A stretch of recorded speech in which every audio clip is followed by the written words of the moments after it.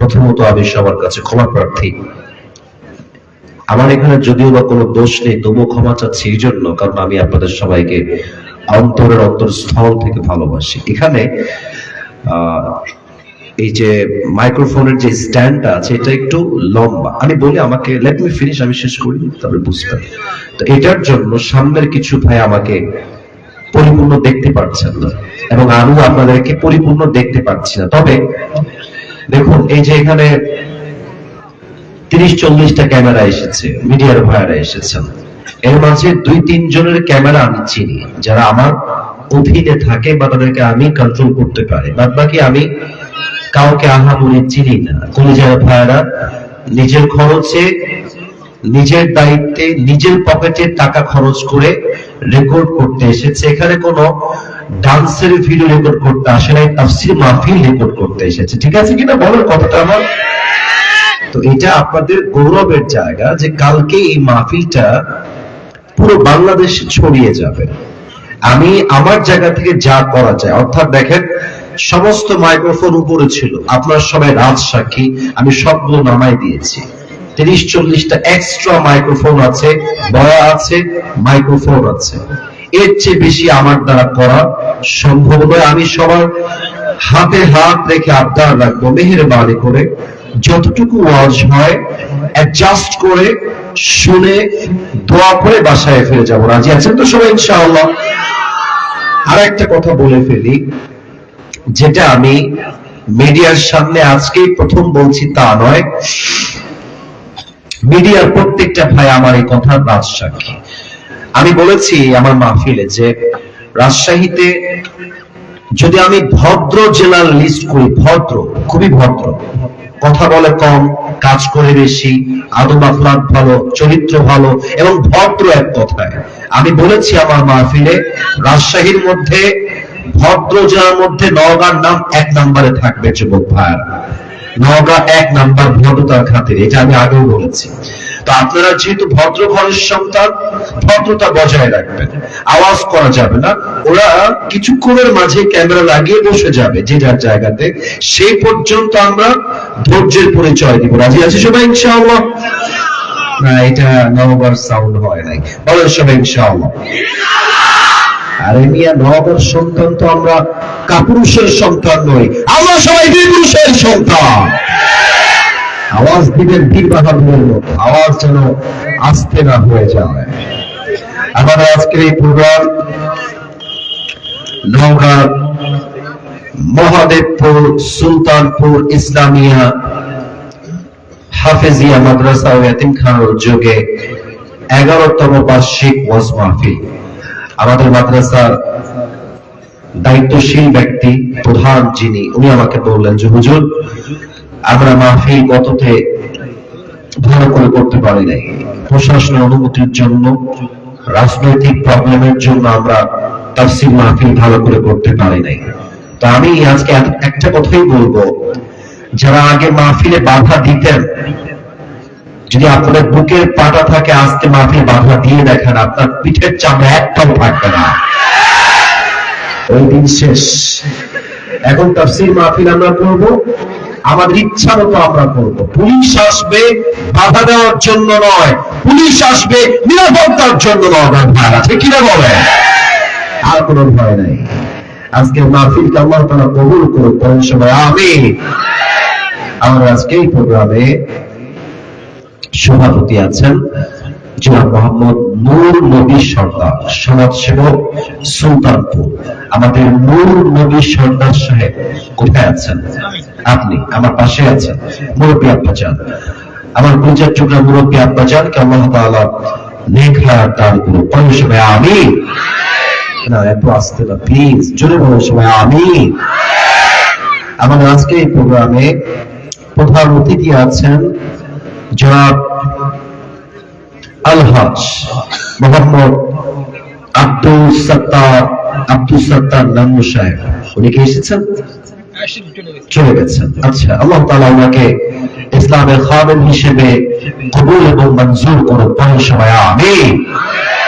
এবং আমার পূর্বে অনেকে কথা বলেছেন, আমি সবার জন্য দোয়া করে দিই। যারা এই কথা বলেছেন আল্লাহ তাআলা সকলের কথা অনুযায়ী আমাদের সবাইকে আমল করার তৌফিক দান করুন। পরের সবাই আমিন। আমার প্রিয় নওগাঁ মহাদেবপুরের ভাইরা, আমি শারীরিকভাবে প্রচন্ড অসুস্থ, এত বেশি অসুস্থ যে কথা বলা যাবে না। এই যে ডানে বাবুরা, এই ছিলেন গানের ভাইরা, কথা বলো তোমরা, তোমাদের কথা আমার কানে আসছে, ফিস ফিসও করা যাবে না। তাফসীর মাহফিলের আদব বজায় রেখে আমরা বসে বসে ওয়াজ শুনবো। এত অসুস্থ ছিলাম গতকালকে যে নামাজ পড়েছি বসে বসে, দাঁড়িয়ে যে পড়বো সে শক্তিটা আমার গায়ে ছিল না। সেই শরীর নিয়ে আপনাদের মাহফিলে আজকে অ্যাটেন্ড করেছি। আমি আপনাদের হক নষ্ট করতে আসি নাই, আমি আপনাদের হকটা আদায় করবার জন্য এই মাহফিলে এসেছি।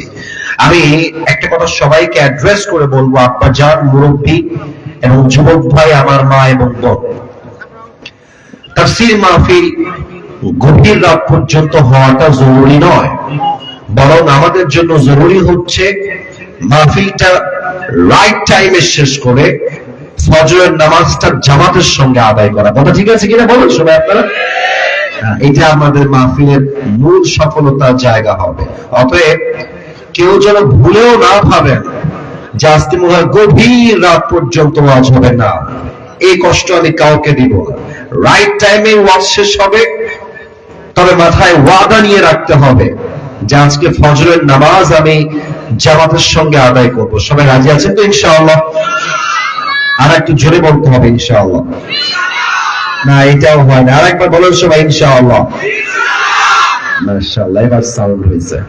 বলেন তো, ইংরেজি মাস চলছে ফেব্রুয়ারি, বাট আরবি এই মাসটার নাম কি? শাবান। এই যে দেখেছেন, যুবকরা ইংরেজি মাসের নাম জানে, বাট আরবি মাসের নাম তারা জানে না। আরেকবার জিজ্ঞেস করছি, ইংরেজি মাসের নাম হচ্ছে ফেব্রুয়ারি, বাট আরবি মাসের নাম কি? শাবান। বলেন তো, নেক্সট যে আরবি মাস আমাদের সামনে আসতে চলেছে সেই মাসটার নাম কি? মাশাআল্লাহ, এই যে একজন তাগড়া যুবক পাওয়া গেছে। তোমরা কেমন যেন মরা মরা ফিল পাচ্ছি না আজকে।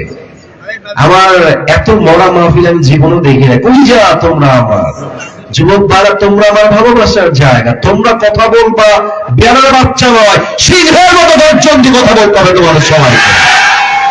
তোমরা কি ভয় জয় পাও নাকি? কিসের ভয়? মুসলমান তো একমাত্র আল্লাহকে বাদ দিয়ে সেকেন্ড কাউকে ভয় পায় না তারা। আওয়াজ যেন আসতে না হয়। কালকে এটা ইউটিউবে যাবে, ফেসবুকে যাবে, সবাই দেখবে নওগাঁ মহাদেবপুরের মাহফিল, সুলতানপুরের মাহফিল। মিয়া কথা বলবেন বীর বাহাদুরের মতো, কাপুরুষের মতো নয়, ঠিক কিনা বলে? দেখা যাক এবার কেমন আওয়াজ আসে। শাবান চলছে, সামনে যে মাস আসছে সেই মাসটার নাম কি? রমাদান। রমাজান শব্দের অর্থ হচ্ছে জ্বালিয়ে দেওয়া, পুড়িয়ে দেওয়া। যে বান্দা রমজান মাসের একটা রোজা আদায় করে, আল্লাহ তার পেছনের এক বছরের গুনাহ খাতাকে জ্বালিয়ে পুড়িয়ে মাফ করে দেয়। সুবহানাল্লাহ। সে রমজান সামনে আসছে।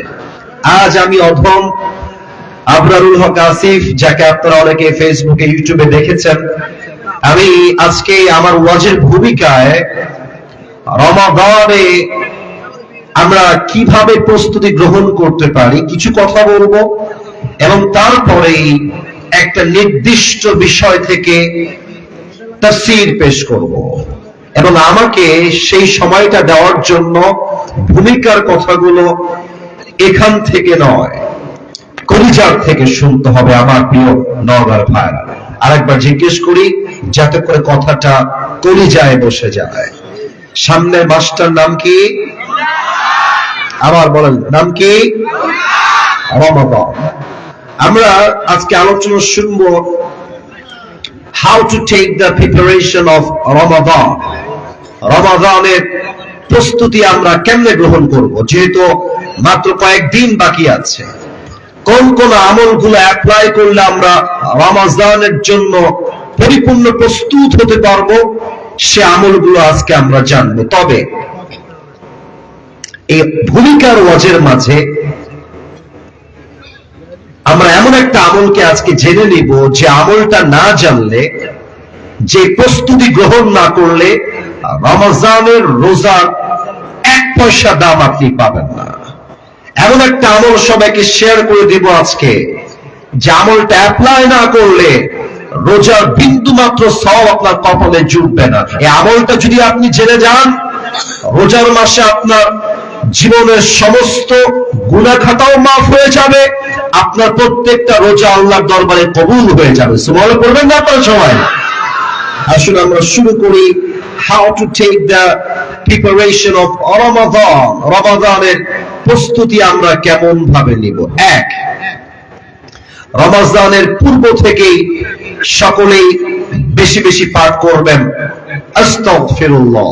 বলেন সবাই আমার সাথে, জবানটাকে আওয়াজ দিয়ে, আওয়াজ যেন কমে না যায়, বলেন সবাই এক বাক্যে আস্তাগফিরুল্লাহ। মাশাআল্লাহ, নগর সাউন্ড পেয়েছি।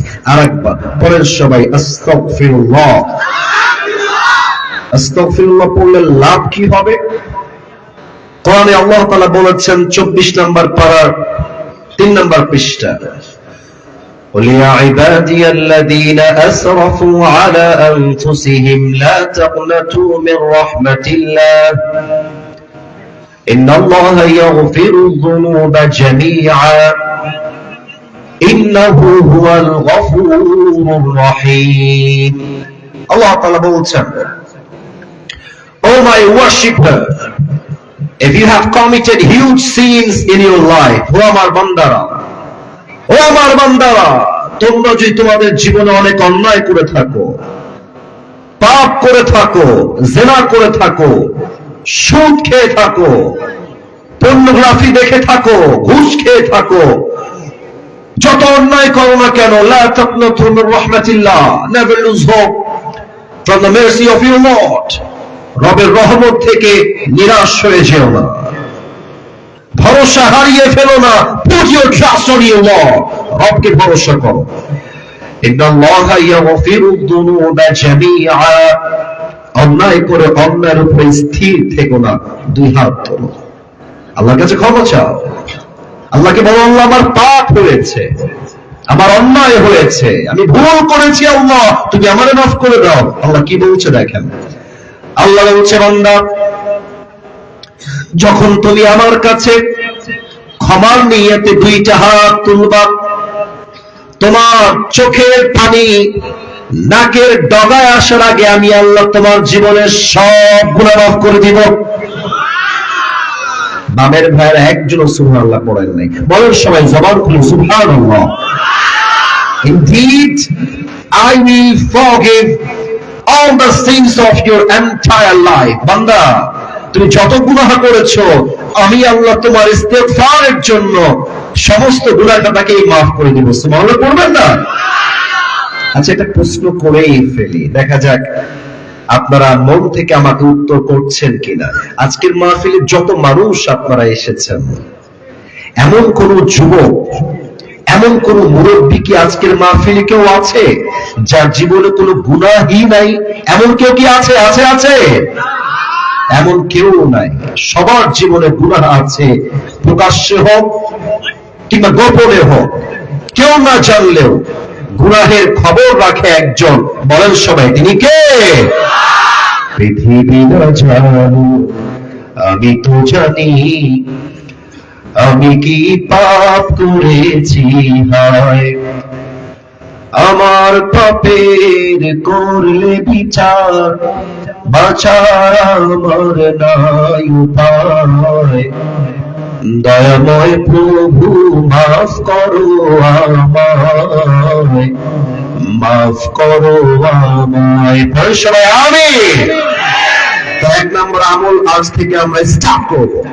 দেখা যাক, সবাই মিলে একটা প্র্যাকটিস শুরু ট্রাই করি। বলেন সবাই আস্তাগফিরুল্লাহ। না না, আওয়াজটা পাই নাই, বলেন সবাই আস্তাগফিরুল্লাহ। 1 নম্বর আমল শেষ। 2 নম্বর, রমজানের পূর্বে আপনারা সকলেই একটা কাগজ নেবেন, একটা কলম নেবেন। নবার ভাইরা আমার সঙ্গে উত্তর দেন, একটা কাগজ নেবেন আর একটা কি নেবেন? এই কথা বলতে হবে। কাগজ কলম নিয়ে বসবেন আর লিখবেন বিগত রমজানে কোন কোন কারণে আমি কোরআন তেলাওয়াত করতে পারি নাই, কোন কোন কারণে আমি তাহাজ্জুদের নামাজ পড়তে পারি নাই, কোন কোন কারণে আমি তারাবির নামাজ পরিপূর্ণ 20 রাকাত পড়তে পারি নাই, কোন কোন কারণে আমার দান সদকা করা হয় নাই, কোন কোন কারণে আমি রোজার প্রত্যেকটা দিন কোরআন তেলাওয়াত করতে পারি নাই। প্রত্যেকটা কারণকে চিহ্নিত করবেন যে এই এই কারণে আমার এই এই ইবাদত মিস হয়ে গেছে। কারণগুলোকে চুজ করবেন এবং নিয়ত করবেন যেই যেই কারণে আমার আল্লাহ ইবাদত গত রমজানে আমি করতে পারি নাই, এই রমজানে এমন কোন কারণের আশেপাশেও আমি যাব না। বলেন সবাই আওয়াজ করে ইনশাআল্লাহ। 2 নাম্বার শেষ। 3 নাম্বার সবচেয়ে গুরুত্বপূর্ণ আমল, রমজানের পূর্বে আবার কাগজ কলম নিয়ে বসবেন, একটা রুটিন করবেন। আচ্ছা নগর ভাইরা, আমার কথা কি বোঝা যায়? আমি আপনাদের জীবনের সবচেয়ে গুরুত্বপূর্ণ অংশ নিয়ে কথা বলছি। এটাকে আপনি ফালতু টপিক ভাববেন না, এটা আপনার জীবনের সেরা ওয়াচ। কাগজ কলম নিয়ে বসবেন আর একটা রুটিন করবেন, 24 hour routine in the month of Ramadan. রমজানের 24টা ঘন্টা আপনার কাটবে কেমন করে লিখবেন। সাহারির সময় উঠলেন, তাহাজ্জুদ পড়লেন, এরপরে কি করবেন, ফজরের পরে কি করবেন, জোহরের পরে কি করবেন, আসরের পরে কি করবেন, মাগরিব পরে কি করবেন। প্রত্যেকটা আমল টাইম স্কেডিউল পরিপূর্ণ একটা টাইম রুটিনে নিয়ে আসবেন যে রমজানের 24 আওয়ার রুটিন, আমি এমন সময়ে এই কাজগুলো করব। লিস্ট রাখবেন, যখন যেই টাইমে যেই কাজকে নির্ধারণ করেছেন সেই কাজটাই করবেন। রমজানকে বরকতপূর্ণ করে দিবে একজন, তিনি কে? 3 নাম্বার শেষ। এবার আসুন সবচাইতে গুরুত্বপূর্ণ আমল, যে আমলটা যদি আপনি এখন থেকে অ্যাপ্লাই না করেন রোজার কোনো দাম আল্লাহর কাছে থাকবে না। এটা এমন একটা আমল যে আমলটা আজকের মাহফিলের 99% পিপল, প্রায় বলতে গেলে 99% মানুষ এই আমলটা জানে না। এই আমলটা না করলে রোজা আপনি 1 পয়সাও লাভ পাবেন না। শোনেন, আল্লাহর হাবিব বলেছেন রমজানের রোজা রেখেও যেটা অন্তরে তার ভাইয়ের জন্য বিদ্বেষ পোষণ করে, হিংসা পোষণ করে, সে যতই রোজা রাখুক, যতই সে না খেয়ে থাকুক, তার রোজার 2 পয়সা দাম আল্লাহর কাছে নাই। ঠিক কিনা বলে? হাদিস শোনেন, আল্লাহর হাবিব বলেছেন ইয়া বুনাইয়া ইস্তাতাতা, হে আমার উম্মতেরা শোনো, হায় হায় হায়, যদি তোমরা পারো, ইস্তাতাতা, যদি সম্ভব হয়, আমি নবী সবচেয়ে বড় একটা আমল বলে দিয়ে যাই, এর চাইতে বড় সুন্নাত, এর চাইতে বড় আমল আমি নবীর আর কিছুই নাই। সবচেয়ে বড় আমল কি আমল? তুমি একটা দিন অথবা একটা রাত এমন ভাবে পার করবা, যে রাত এবং যেই দিনে তোমার অন্তরে কারোর জন্য চুল পরিমাণ, একটা জাররা শস্যের দানা পরিমাণ হিংসা থাকবে না, বিদ্বেষ থাকবে না। যদি এই আমলটা করতে পারো, এটাই হচ্ছে আমি নবীর জীবনের সবচাইতে সেরা আমল। এর চাইতে বড় আমল আর কিছুই হতে পারে না। সুবহানাল্লাহ বলবেন না আপনারা? অতএব রমজানের পূর্বে আসুন আমরা নিয়ত করেই মূল বিষয়ে ফিরে যাই। সবাই এই ডান হাতটা তুলবেন, সবাই সবাই ডান হাত তুলবেন। Raise your right hand. ডান হাত সবাই তুলেছেন, মাশাআল্লাহ। এবার এই ডান হাতটা বুকে রাখেন, বুকে রাখেন। আমি যা বলবো you have to repeat after me. আমি যা বলবো আব্বা জান, আমি যা বলবো যুবক ভাইরা, আমি যা বলবো আম্মা জানেরা, আপনাকে তাই বলতে হবে। বলেন সবাই জবান খুলে, আগে একটা কাশি দেন, মাশাআল্লাহ। বলেন সবাই আল্লাহকে ডাক দিয়ে, বলেন সবাই আল্লাহ। আরেকবার আল্লাহ। রমজানের পূর্বে আমি দিল থেকে তোমাকে ওয়াদা দিলাম, ওয়াদা দিলাম অবস্থা আসে নাই, মেবি আমার কানে কোনো প্রবলেম হবে। বলেন সবাই ওয়াদা দিলাম। আরেকবার ওয়াদা দিলাম, আজ থেকে আমি। সবাই একটু হাত তথা হৃদয়ের দিকে তাকান, বলেন এই অন্তরে, আর একটু জোরে, এই অন্তরে আমি কারোর জন্য কোন হিংসা বিদ্বেষ কখনো পোষণ করব না, রাখবো না। বলেন এবার দুই হাত তোলেন, সবাই দুই হাত তোলেন। এবার বলেন সবাই জবান খুলে ইনশাআল্লাহ। আল্লাহ যেন সকলকে এই চারটা আমল করার তৌফিক দান করে। বলেন সবাই জবান খুলে আমিন। আচ্ছা, আপনাদের বউ আছে কার কার, একটু হাত তুলবেন। বউ আছে কার কার? বউ আছে, বউ আছে। আচ্ছা, মাশাআল্লাহ মাশাআল্লাহ। অনেকের বউ আছে তাই তারা কথা বলছে না। আচ্ছা, হাত নামান, হাত নামান। এবার যারা আনলাকি, হতভাগা, জীবনে কিছু নাই, সিঙ্গেল, তারা একটু হাত তোলে।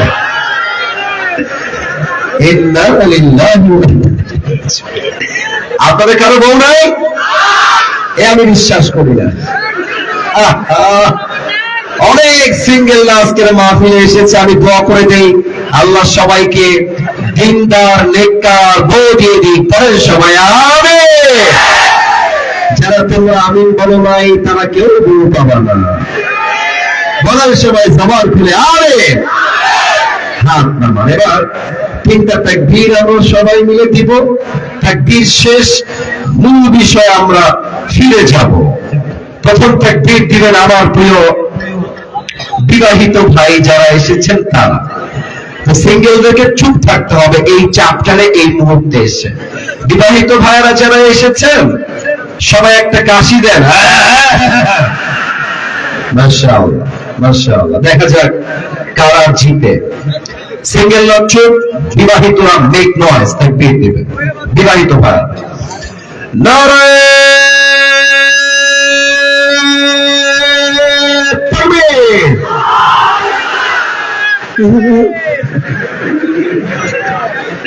বেশি একটা আওয়াজ হয় নাই গো, তবুও মোটামুটি ভালো, খারাপ না। আচ্ছা, আমি আপনাদের বিবাহিত ভাইদেরকে নাম্বার দিলাম 65, 65। যান, এর চেয়ে বেশি দিতে পারবো না, 65। এবার সিঙ্গেলদের পালা, দেখা যায় সিঙ্গেলরা কত নাম্বার পায় আমার পক্ষ থেকে। সিঙ্গেল ভাইরা কাশি দাও। মুরব্বী আব্বাজান আমার ডান পাশে আছেন, আপনিও নাম্বার দিবেন, আমি কিছু বলবো না। দেখা যাক কারা জিতবে। It's time for the single people. বিবাহিত ভাইরা চুপ থাকবেন, সিঙ্গেলরা মেক নয়েজ। এই সোনামণি, এই যে সোনামণি, এই যে পাশে ধরেন ধরেন ধরেন ধরেন, এই যে এইদিকে তাকাও, এই যে বসো বসো বসো। নতুন নতুন বোঝে না, যাওয়া যাবে না, আসা যায়, যাওয়া যায় না। যা 1 নম্বর 2 নম্বর পরে হবে, বসে থাকো, দোয়া করে বাসায় ফিরে যাওয়া লাগবে, ঠিক কিনা বলে? সিঙ্গেল ভাইরা দেখি তোমরা কত জোরে তাকবীর দিতে পারো।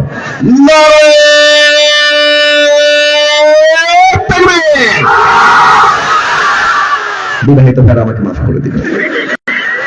I'm so sorry. আজকে আমার যুবক ভাইরা 95% নাম্বার পেয়ে পাস করেছে।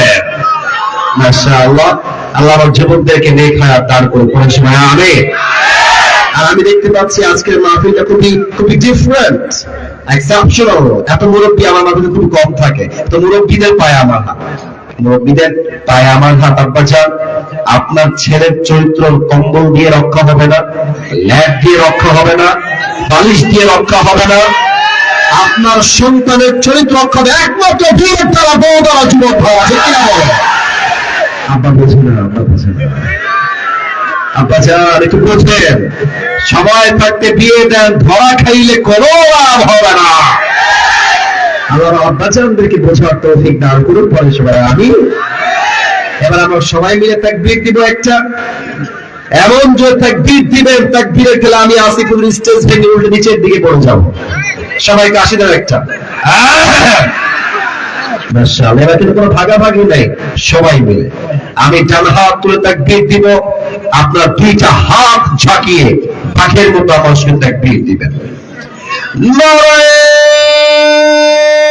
তাকবীর, আল কোরআনের আলো, আল হাদিসের আলো, কোরআন হাদিস যেখানে,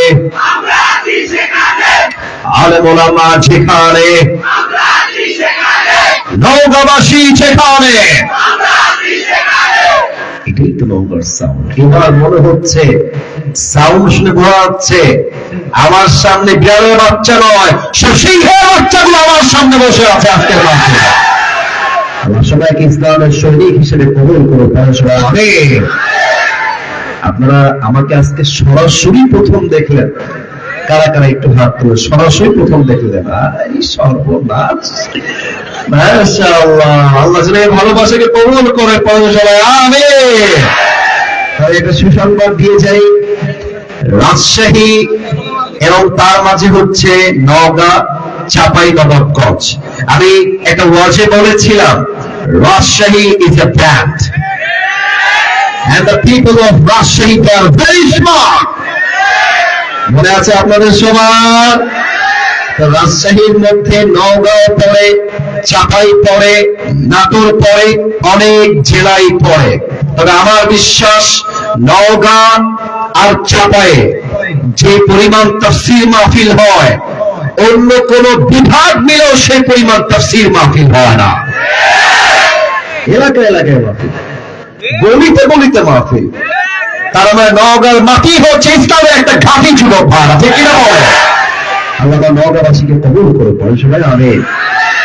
আজ আমার আলোচনার মূল বিষয়বস্তু হচ্ছে the life of hereafter, পরকালের জীবন। আমার প্রিয় নওগাঁর মহাদেবপুরের ভাইরা, আলোচনা শুরু হয়ে গেছে, কারো থেকে যেন আওয়াজ কম না আসে। বলেন সবাই, দুনিয়ার জীবন না পরকালের জীবন? কথা কও না কেন রে বা, জোরে বলতে হবে। দুনিয়ার জীবন না পরকালের জীবন? পরকালের জীবন। এবার আমি আসিফ হুজুর সবাইকে তিনটা প্রশ্ন করতে চাই, which is related with Quran, যেটা সরাসরি কোরআনের সঙ্গে সম্পৃক্ত। আজকে আমরা এই সুলতানপুরের মাহফিলে যে এসেছি, জীবিত এসেছি, বাসায় যে আবার জীবিত ফিরে যাব, বুঝে উত্তর দেবেন।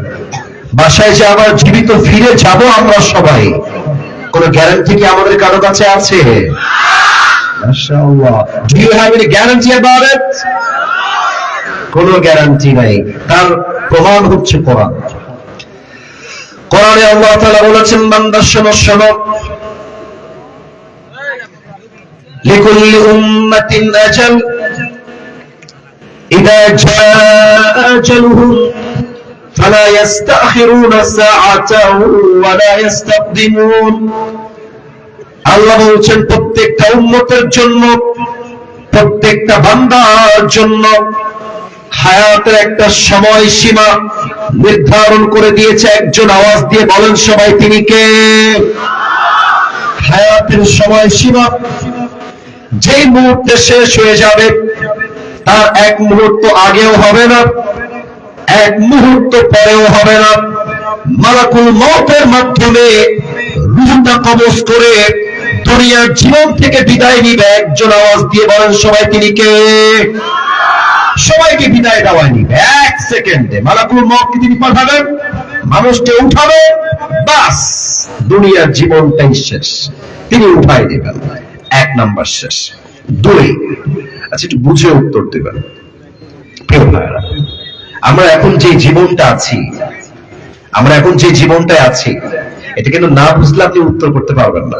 এটা কি ইহকাল না পরকাল? মাশাআল্লাহ মাশাআল্লাহ, আমি তোমাকে দেখতে পাচ্ছি না, সো সরি, বাট তোমরা খুবই অ্যাক্টিভ। আমার সামনে কয়েকটা অ্যাক্টিভ, ওদিকে কয়েকটা অ্যাক্টিভ, এদিকে কয়েকটা অ্যাক্টিভ আছে, বাদ বাকি আওয়াজ আমার কানে আহামরি আসছে না। আর একবার সবার থেকে জানতে চাই, আপনারা সবাই আমার ভালোবাসার মানুষ, একটু জবাব দেন ভালো লাগবে। আমরা সবাই এক অপরের বন্ধুর মতো, ভাইয়ের মতো, ঠিক কিনা বলেন? বলেন তো, ইহকালের জীবনটা বেশি উত্তম না পরকালের জীবনটা বেশি উত্তম? এটার দলিল এই কোরআনের ভিতরে আছে না নাই? আর একবার বলেন সবাই, আছে না নাই? 30 নম্বর পারা, সূরাতুদ দুহার 4 নম্বর আয়াত।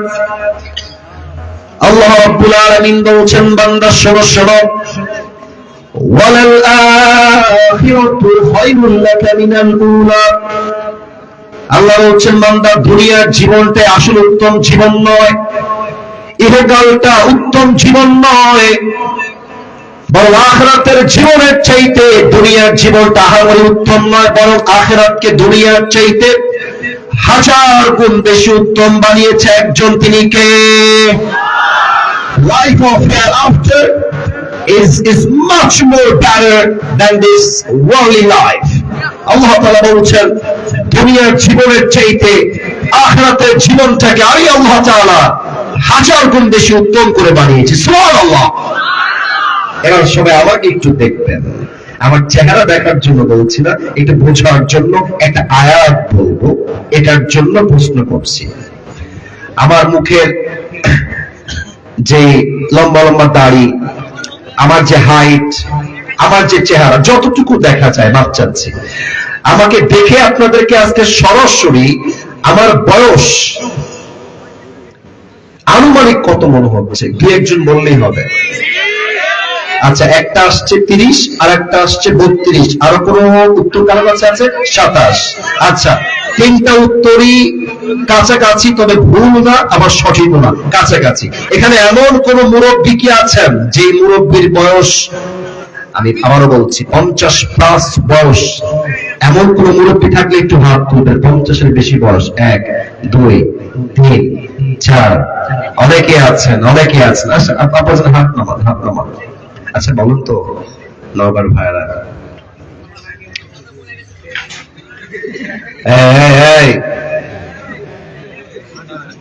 কি ফাজলাই পেয়েছো মাহফিলটা? তুমি কয়েকবার দিলাম, তোমরা হাসাহাসি করতেছো। শোনো, ভালোবাসার মূল্য বোঝো, সস্তা পাইবো না। ভালোবেসে আসছি, কয়েক হাজার মাহফিল থেকে এই মাহফিলটা আমি রেখেছি। ওয়াল্লাহি, অহংকার নিয়ে বলছি না, ওয়াল্লাহি অহংকার করলে পতন সুনিশ্চিত হয়ে যাবে আমার। আমি ভালোবাসার মানুষ, ভালোবাসার মান রাখো, ভালোবাসা রাখবা না সোজা পাশে চলে যাবো এখান থেকে। কি পাইছো মিয়া? বলছি আয়াত থেকে, তুমি হাসতেছো ওখানে বসে বসে। আশ্চর্য, ভালোবাসার মান বোঝে না, চুপচাপ বসে হাসির ওয়াজ করলে হাসেন, not a big deal, it's allowed, হাসেন। বাট আমি আয়াত বলবো, আপনি ওখানে হাসতেছেন, এটা আমার সঙ্গে না, কোরআনের সঙ্গে বেয়াদবি হয়ে যায়। প্রিয় ভাইরা, পায়ে হাত রাখলাম, জান আমাকে আপনার অহংকারী ভাইবেন না, কথার বাহিরে কোনো কথা বললেন না, আমার সঙ্গে কথা বলেন। বলুন তো, দুনিয়ার জীবনটা কি বেশি লম্বা না আখিরাতের জীবন বেশি লম্বা? Right answer. আবার বলেন, দুনিয়ার জীবন বেশি লম্বা না আখিরাতের জীবন বেশি লম্বা? দলিল দেখেন আল্লাহ কি বলছেন কোরআনের ভিতরে। 30 নম্বর পারা, 4 নম্বর পৃষ্ঠা, সূরাতুন নাজিআতের একদম শেষ আয়াত, 46 নম্বর আয়াত। আল্লাহ রাব্বুল আলামিন বলছেন, কান্নাহুম ইয়াওমা ইয়ারাউনাহা লাম ইয়ালবাসু ইল্লা আশিয়াতান আও দুহাহা। পরকালের জীবন এত বিশাল লম্বা জীবন।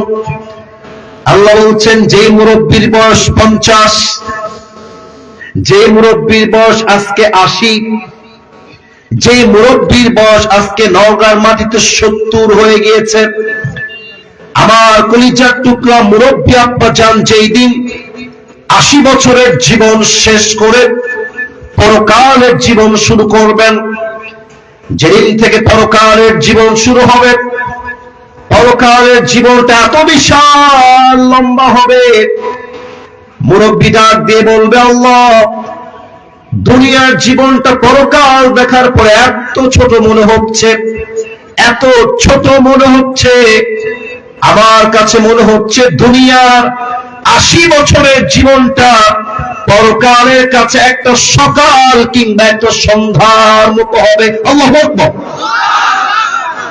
Could you imagine how much long time it is? 80 বছরের জীবন পরকালে যাওয়ার পরে একটা সকাল কিংবা একটা সন্ধ্যার মতো মনে হবে। কতটা লম্বা জীবন হবে পরকালের জীবন। আমি আসিফ হুজুরের এখানে বসে থেকে কথা বলার কোনো যোগ্যতা নাই। আমি ওপেনলি ক্যামেরার সামনে বললাম, আমার কোনো যোগ্যতা নাই। যুবকরাই আমাকে হিরো বানিয়েছে, আল্লাহর রহমত আমার সাথে আছে। এবং এবং এর পেছনে আমি বিশ্বাস করি আমার যোগ্যতা নয়, আমার স্ট্রাগল নয়, আমার চেষ্টা নয়, আমার আব্বা আম্মার দোয়া সবচেয়ে আমার আগে ছিল। তো আমি অহংকার করে কই যাবো বলো? তোমরা ভালোবাসো বলেই তো আমি এখানে এসেছি। তোমরা ভালোবাসলে আমি হিরো, ভালো না বাসলে আমি জিরো হয়ে যাব, এটা আমি বিশ্বাস করি। তবে একটা আবদার রাখবো, আমি এখন যে ওয়াজটা শুরু করছি খুব গভীরে আমি যেতে চাই, একদম গভীরে। তো গভীরে যেতে হলে মাইন্ডসেট দিয়ে ওয়াজ শুনলে হবে না, হার্ট সেট দিয়ে ওয়াজ শুনতে হবে। কান দিয়ে শুনবেন, এই কান দিয়ে বের হয়ে যাবে। হৃদয় দিয়ে শুনবেন, কলিজায় আঘাত করে জীবনটাই পরিবর্তন হয়ে যাবে। ঠিক কিনা বলো?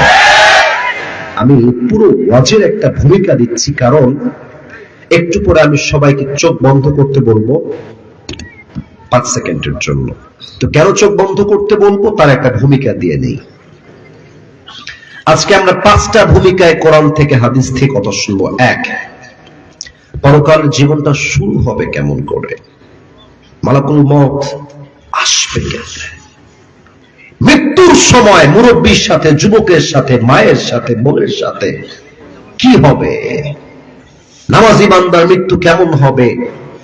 বেনামাজি বান্দার মৃত্যু কতটা ভয়ঙ্কর হবে? 1 নম্বরে আমরা এটা জানবো। নাম্বার 2, আজীবন শুনেছি পরকালের জীবন, কবরের জীবন। কবর কবর কবর, এমন কোন মাহফিল নাই যে মাহফিলে কবরের ওয়াজ হয় না। আজকে আমরা জানবো কবরের প্রথম রাত কেমন হবে। লাশ যখন রাখা হবে, লাশের সাথে সেই দিন প্রথম রাতে কি ঘটবে। নাম্বার 2 তে আমরা জানবো। এবং সর্বশেষ আমরা আরো 3টা বিষয় জানবো। 1, মৃত্যু মানে is not end of your life, এটা আপনার জীবনের শেষ নয়, বরং after death there is another life, মৃত্যুর পরে আরেকটা জীবন আছে। কবরে রাখার পরে আপনার লাশের মাঝে আপনার রূহটা ফিরিয়ে দিয়ে আবার আপনাকে জীবিত করবেন একজন। বলেন সবাই, তিনি কে? 2, আজীবন শুনেছি কিয়ামত কিয়ামত কিয়ামত, এই কিয়ামতটা কায়েম হবে কেমনে? হিসাব দিবসে হিসাব হবে কেমনে? এটা আমরা জানবো। সর্বশেষ আমরা জানবো একদল যাবে জান্নাতে, একদল যাবে জাহান্নামে। জান্নাতে মানুষ যাবে কেন, জাহান্নামে মানুষ যাবে কেন, in details we will talk about on this matter. বলেন সবাই জবান খুলে ইনশাআল্লাহ। ইনশাআল্লাহ। একটু জোরে বলেন সবাই ইনশাআল্লাহ। এবার সবাই 2টা চোখ বন্ধ করেন। সবাই, আমার চোখ আমি বন্ধ করে ফেলেছি অলরেডি। আমি সবাইকে বিশ্বাস রাখি কেউ আমার কথার বাহিরে যাবেন না। নগর মানুষ হচ্ছে আমার কলিজার মানুষ। ঠিক কি বলে? চোখ বন্ধ যদি হয়ে যায়, কাউকে দেখতে পাচ্ছি না, আমার চোখ বন্ধ। আপনি চোখ বন্ধ করে আপনার মাথাটা নিচু করেন। আব্বাজান, যুবক ভাইরা, মায়েরা, বোনেরা, চোখ বন্ধ, মাথা নিচু। আচ্ছা, এবার কি করবেন বলে দিই। জাস্ট এই মুহূর্তে ভাবেন আগামীকাল ফজরের পরে আপনার জানাজার নামাজ হবে। আগামীকাল সকালবেলা আপনাকে কবরে রাখা হবে। আজকে আপনার দুনিয়ার শেষ দিন, শেষ রাত। ভাবেন এবং এই চিন্তাটা 5 সেকেন্ডের জন্য করেন মৃত্যু এবং কবরকে। একটু ভাবেন যে আপনি এখনই মারা যাবেন, কালকে আপনার জানাজা। আমি 1 থেকে 5 গুনছি, মৃত্যু স্মরণ করুন। 1, 2, 3, 4, 5। মহদেবপুরের ভাইরা চোখ খোলেন, মাথা উঁচু করেন, আমার চোখে চোখ রাখেন। মৃত্যুর সময় যখন চলে আসবে, চাই সে মুরব্বী হোক, যুবক হোক, মা হোক, বোন হোক, তার সামনে মালাকুল মউত এসে সোজা দাঁড়িয়ে যাবে।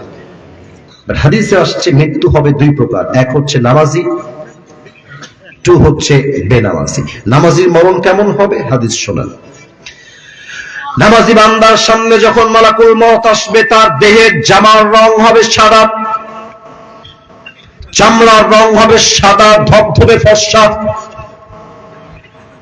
মুখে থাকবে লম্বা লম্বা চকদাড়ি, দেখতে হবে তাজা তাগড়া ইয়াং যুবকের মতো। মালাকুল মউত এসে দাঁড়িয়ে যাবে নামাজির সামনে, মুচকি হাসি দিয়ে বলবে, ইয়া আইয়ুহান নাফসুল মুতমাইন্না উখরুজি ইলা মাগফিরাতিল্লাহি ওয়া রিজওয়ানিহি। কি সুন্দর কথা! এই প্রশান্ত আত্মা, কাম অন, বের হয়ে আসো, আসো, বের হয়ে আসো। নামাজি বান্দা বলবে, কোথায় বের হব? মালাকুল মউত বলবে, ইলা মাগফিরাতিল্লাহি ওয়া রিজওয়ানিহি, আল্লাহর জান্নাত আর ক্ষমা তোমার অপেক্ষায় বসে আছে, বের হয়ে আসো। সুবহানাল্লাহ!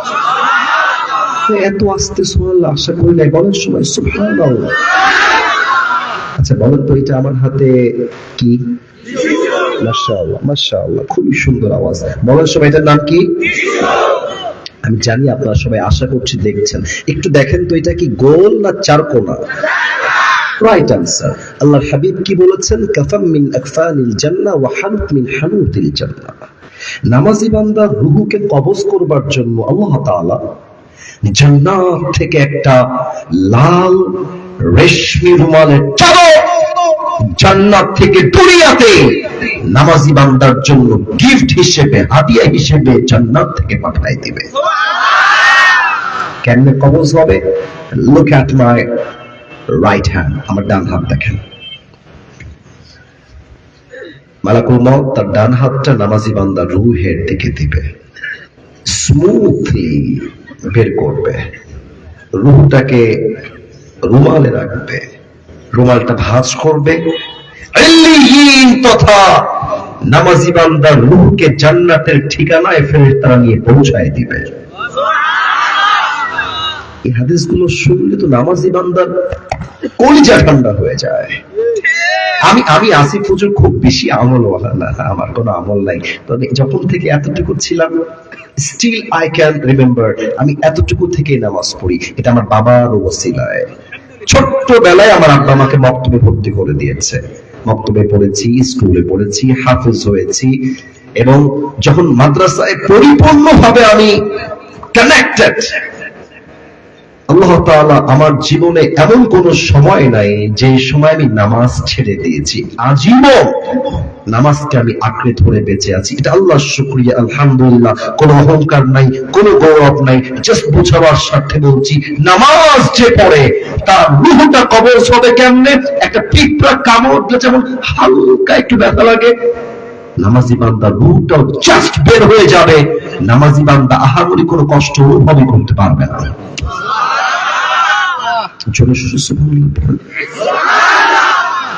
আল্লামা দেলোয়ার হোসেন সাইদ হুজুরের নাম শুনেছেন?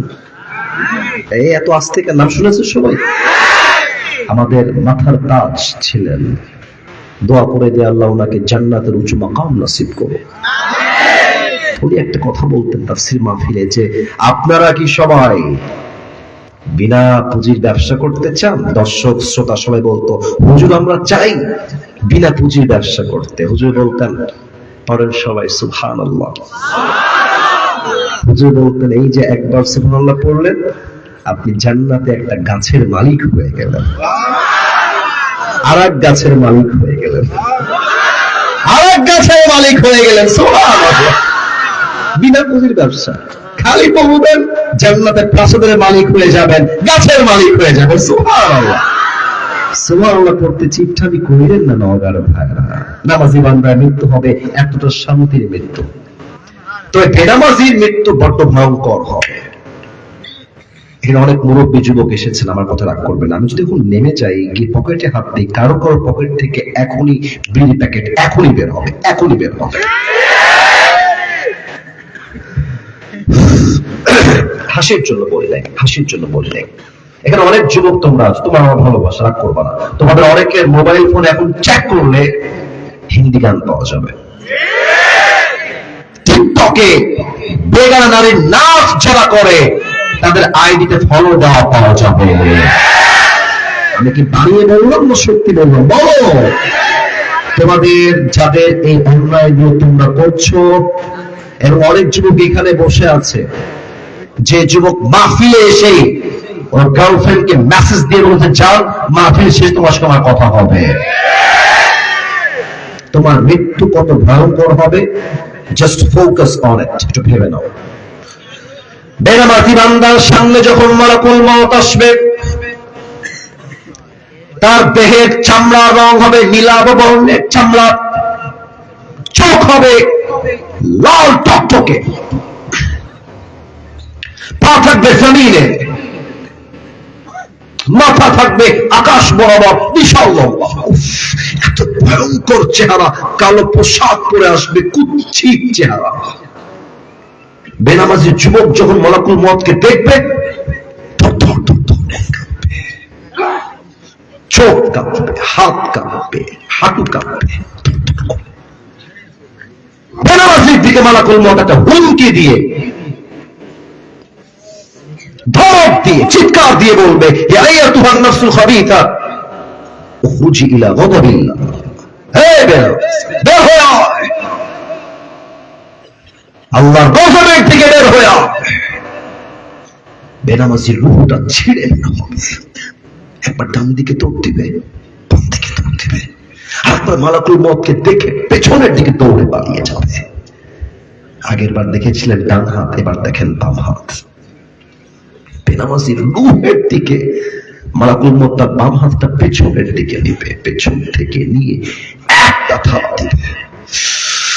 যখন তার রূহটা বের করবে, তার বুক থেকে টেনে হিচড়ে, হাদিসে আসছে একটা জীবিত ছাগলকে কেউ যদি যাবেহ না করে তার দেহের চামড়াগুলো ব্লেড দিয়ে কেটে কেটে এমনি ছিঁড়ে ফেলে, ওই ছাগলটা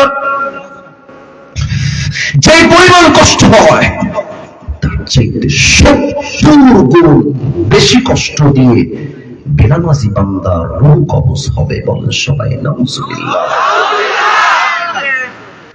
তো ভয়ঙ্কর হাদিস ভাই, তো মারাত্মক হাদিস, 70 গুণ বেশি কষ্ট হবে।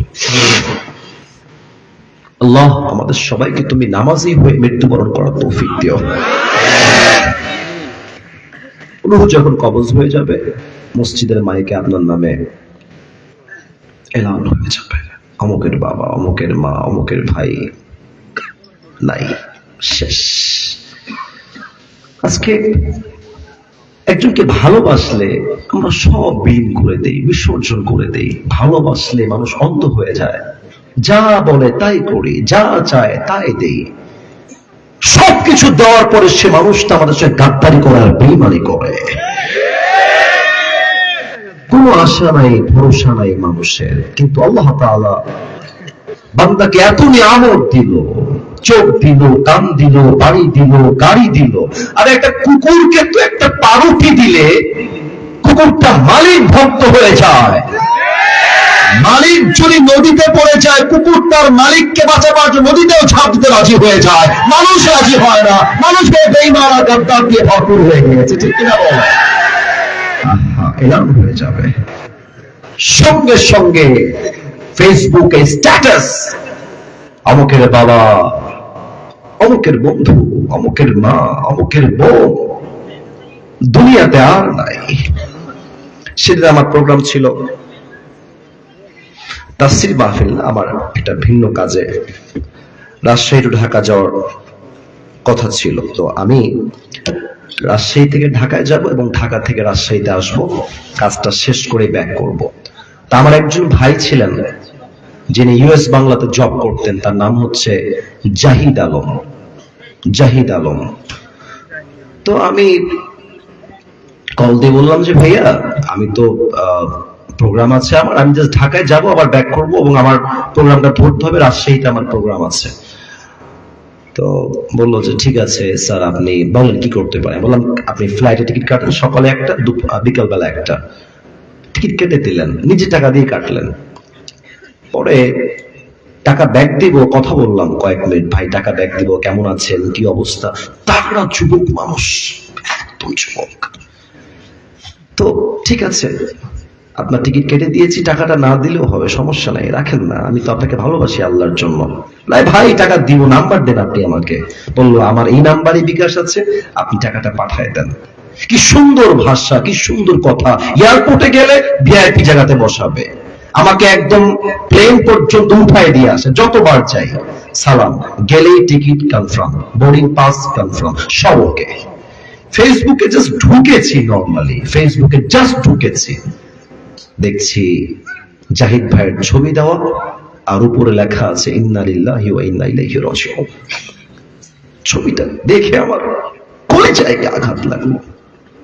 কয়েকদিন আগে কথা বললাম, 3-4 দিন 5-10 দিন হবে, এই মানুষটা কেমনে দুনিয়ার থেকে বিদায় নিল, কেমনে সম্ভব? পরে পোস্ট পড়লাম, দেখলাম তানোরের যে রাস্তা আছে, বাইক নিয়ে আসছিল, একটা ট্রলি এসে বা কোনো একটা গাড়ি এসে মেরে দিয়েছে, বাইক থেকে পড়ে একটা চোটে একটা আঘাতে জায়গায় শেষ হয়ে গেছে। এটাই দুনিয়া, একটা মুহূর্তের কোনো গ্যারান্টি নাই। আমি দোয়া করি আল্লাহ তাআলা আমার জাহিদ ভাইকে জান্নাতুল ফেরদাউসের উচ্চ মাকাম নসিব করে দিক। পড়ে সবাই আমিন। অতএব মাথায় রাখবেন, লাশ যখন দুনিয়ায় পড়ে থাকবে, আপনার নামে মসজিদের মাইকে এলান হয়ে যাবে। যখন লাশ আপনার কবরে রাখা হবে, এটা প্রশ্ন করব সবাইকে, উত্তর 95% পিপল রং দিবেন, ভুল দিবেন, তাই একটু ভেবে নেন, একটু ভেবে উত্তর দেন। বলেন তো, কবরের প্রশ্ন হবে মোট কয়টা? না, 3টা না, 4টা। মাশাআল্লাহ, অ্যাপ্রিশিয়েটেড, অ্যামেজিংলি অ্যাপ্রিশিয়েটেড, খুব ভালো বলেছো। মোট প্রশ্ন হবে 4টা। আমি বলবো, আমি কাউকে বাধাতে আসি নাই, অসম্মান করতে আসি নাই। বলেন সবাই, নজর ভাড়া, কবরের মোট প্রশ্ন হবে কয়টা? 1। আমি প্রশ্ন করবো, আপনারা আমাকে উত্তর দিবেন। প্রথম প্রশ্ন, মার রব্বু, তোমার রব কে? ইনশাআল্লাহ আরেকবার আওয়াজ দিয়ে বলেন সবাই, আমাদের রব একজন, তিনি কে? আল্লাহ আমার রব, এই রবই আমার সব, দমে দমে তনু মনে তারি অনুভব। তোমার দুনিয়াতে আমি যেদিকে তাকাই, অথই নিয়ামতে ডুবে আছি সবাই। পাখালির কণ্ঠে শুনি তাসবিহ করো রব, তাসবিহ করো রব। আল্লাহ আমার রব, এই রবই আমার সব। বলেন সবাই, রব কে? আওয়াজ নাই পাবে, বলেন সবাই, রব কে? প্রথম প্রশ্ন শেষ। দ্বিতীয় প্রশ্ন, আমার নবী তাআরিফু হাযা রাজুল, do you know this person, who is he? তুমি কি মানুষটাকে চেনো? এই মানুষ তোমার কে হয়? সবাই উত্তর দিতে পারবে না, না সবাই পারবে না, অসম্ভব, সবাই পারবে না। আচ্ছা, একটু এটা হটাই। এবার এটা আমার মুখে কি? ইনশাআল্লাহ আপনারা সবাই বলবেন, যারা দেখছেন না, বলেন এটা আমার মুখে কি? জাস্ট দেখানোর জন্য মাইকটা হটাইছি। আচ্ছা, আমাকে মন থেকেই বলবেন, আপনারা আমাকে ভুয়া বলার কোনো প্রয়োজন নেই, মন থেকে যা আসবে তাই। দাড়ি থেকে আমাকে আনস্মার্ট লাগছে না স্মার্ট লাগতেছে? অসুন্দর লাগছে না সুন্দর লাগছে? আচ্ছা ভাইরা, কিছু মেয়ে আছে বাংলাদেশে দাড়ি দেখলে পছন্দ করতে চায় না। তুমি যেই মেয়েকে দেখবা দাড়ির জন্য পছন্দ করছে না তোমাকে, ওকে সোজা ডিরেক্টলি বলবা, তোমার মতো মেয়ের জন্য আমি দাড়িওয়ালা নয়, তোমার মতো মেয়ের জন্য বিটিএস এর হিজড়া ছাড়া পারফেক্ট কোনো অপশন আমার কাছে নেই। যে মেয়ে দাড়ির জন্য আমাকে বিয়ে করতে চায় না, সোজা কথা, crystal clear, loud and clear কথা, যে আমাকে দাড়ির জন্য বিয়ে করতে চায় না, সে আমার বাড়ির বউ হওয়ার কোনো যোগ্যতাই রাখে না। বলেন তো, আমার নবীর মুখে লম্বা লম্বা দাড়ি ছিল কি ছিল না? আমার নবীর মতো এত সুন্দর মানুষ সেকেন্ড কেউ পৃথিবীতে আর কেউ কি হতে পারে? চাঁদের চেয়ে সুন্দর তুমি, নবী আমার কামলিহি ওয়ালা, দো জাহানের বাদশা তুমি, প্যারা নবী সাল্লে আলা, দো জাহানের বাদশা তুমি, প্যারা নবী সাল্লে আলা, চাঁদের চেয়ে সুন্দর তুমি, নবী আমার কামলিহি ওয়ালা। সুবহানাল্লাহ পড়বেন আপনারা সবাই। আমার নবী যদি দাঁড়িয়ে দেখে সুন্দর হতে পারে, আমরাও কি সুন্দর হতে চাই না? আমি জানি তোমার দাঁড়িয়ে একটু লজ্জা পাচ্ছ, লজ্জা নাই, বলো আমরা সবাই সুন্দর হতে চাই না? আমরা সবাই বীর বাহাদুর হতে চাই না? নিয়ত করেন যে আজ থেকে আমরা সবাই মিলে চাঁদ দাঁড়িয়ে রেখে দিব, বলেন সবাই ইনশাআল্লাহ। 3 নম্বর প্রশ্ন, আমার দিন, আমার ধর্মের নাম কি? একটু একটু আস্তে হয়ে গেল যে, আর একটু জোরে বলতে হবে যে, ধর্মকে পেয়ে আমরা সবাই খুশি না বেজা? আচ্ছা, আপনাদের মনে আছে কিনা এই ভারতে কিছু কুলাঙ্গার সাংবাদিক আছে, তারা কি বলে, বাংলাদেশ আর থাকবে না। হকার বললে সম্মান হয়ে যায় গো। এই ব্যাটাকে দেখলে মনে হয় গুলিস্তানের জায়গা বিক্রি করলে বেশি মানাবে নওগাঁ। আমি তো সেই দিন নওগাঁর মাহফিলে বলেছিলাম, ভারতের কুলাঙ্গার সাংবাদিকদেরকে সাইজ করবার জন্য কারো প্রয়োজন নাই, নওগাঁর যুবকরাই এনাফ হয়ে যাবে। যুবক বেটা, তুমি আমাদের চট্টগ্রাম নিয়ে নিবা, ফেনী আসো, আসো, খেলা হবে, খেলা হবে। তোমাদের মতো সাংবাদিকদেরকে মুসলমানরা 2 পয়সাও হাত দিয়ে ঘুরতে চায় না। আমাদের ধর্ম ইসলাম, আমরা শান্তিপ্রিয় মুসলমান, বাট আমাদের সঙ্গে লাগতে আসলে তোমার পিঠের চামড়া একটাও থাকবে না। ধর্ম ইসলাম, শান্তি চাই, মারামারি চাই না। তবে আমাদের প্রভু ওখানে আছেন তো, এজন্য ওনারা ভাবছেন যে তোমাদের গুরুকে রেখে দিব, তোমরা যতই চিল্লাও। তবে হ্যাঁ, অনেকে ভাববেন হুজুর কবরের বাস্তু ঠিকঠাক ছিল, এই কথা কেন বলছেন? মনে রাখবেন, আমি রাজনীতি করবার জন্য মাহফিলে আসি নাই। তবে আমার কথা একটা, যারা ছাত্রদের বুকে ওপেনলি মিডিয়ার সামনে গুলি চালিয়েছে, প্রত্যেকটাকে গ্রেফতার করে আইনের আওতায় আনা লাগবে। ধর্ম ইসলাম, শান্তি চাই, বিচারও চাই, ইনসাফের বিচার। 3টা উত্তর শেষ, 3টাই শেষ। ফেরেশতা বলবে কি ব্যাপার, তুমি তো একটাও আটকাও না ভাই, ব্যাপার স্যাপার কি? এত কিছু শিখেছো কই থেকে? তোমার জ্ঞানের উৎস কোথায়? মাশাআল্লাহ। আরেকবার জবান খুলে, জ্ঞানের উৎস কোথায়? আল্লাহ বলবে, এই ফেরেশতা আর কত, স্টপ স্টপ, থামো। আমার বান্দা প্রত্যেকটা উত্তর দিয়ে ফেলেছে, যাও আমার বান্দার কবরটাকে তোমরা এখনই জান্নাতের বাগান বানিয়ে দাও। আর একটু জোরে বলে সবাই সুবহানাল্লাহ। এরা সবাই 2 হাত তোলেন, সবাই 2 হাত তোলেন, কেউ যেন দাঁত পড়ে না যায় 2 হাত তুলতে। মাশাআল্লাহ। সবাই একটা কাশি দেন, সবাই একটা তাকবীর দেন, নারে তাকবীর। হাত উপরে রাখবেন, সবাই হাত উপরে। নওগাঁর ভাইরা, আমি এসেছি ঠিক 10:45 সময়, এখন বাজে 11:53, একদম রাইট টাইম। এটা পুরো বাংলাদেশের টাইম। তো কমিটির ভাইদেরকে আমার প্রত্যেক মাহফিলে ফর্ম ফিল আপ করতে হয়। আমার ভাইরা ফর্ম ফিল আপ করেছেন, ওখানে লেখা আছে স্পষ্ট 1 নম্বর শর্তের মাঝে যে আসিফ হুজুর 1 ঘন্টা ওয়াজ করবেন, তার বেশি না। এটা প্রত্যেক জায়গায় একই নিয়ম। তবে যদিও আজকে 1 ঘন্টা ওয়াজ বেশি পার হয়ে গেছে আমি জানি, তবে সব জায়গায় তো ফর্মের নিয়ম দিয়ে হয় না, মাঝে মাঝে তো ভালোবাসা দিয়ে হিসাব করতে হয়। আমি চাই, জানি আমি 12টা বেজে গিয়েছে, অনেকের অনেক কাজ আছে, তবে আরেকটু ওয়াজ হবে। আমরা সবাই চাই কি চাই না? মাশাআল্লাহ। চাওয়া হলেই হবে না, ওয়াদা করতে হবে। 2 হাত তোলেন সবাই, বলেন সবাই হুজুর। আপনারা সবাই জোরে বলেন হুজুর। আমরা নওগাঁ সন্তান আপনাকে ওয়াদা দিলাম। আসতে বলা যাবে না, বলেন সবাই ওয়াদা দিলাম, দোয়া না করে আমরা কেউ বাসায় ফিরে যাব না। আরে জোরসে বলো, যাব না। বলেন সবাই ইনশাআল্লাহ। এবার যদি কোনো মামুর বেটা উঠে যায়, লে ঘিরে নে, খবরদার। লা ঈমান আলা লিমান লা আমান আলা। যার কথা ঠিক নাই তার ঈমানের ঠিক নাই। কেউ যদি উঠে যায়, লুঙ্গি টান ধরে বসেন, লুঙ্গি যেন খুলে না যায়। আল্লাহ সবাইকে দোয়া করে যাওয়ার তৌফিক দান করুন। পড়া সবাই আমিন।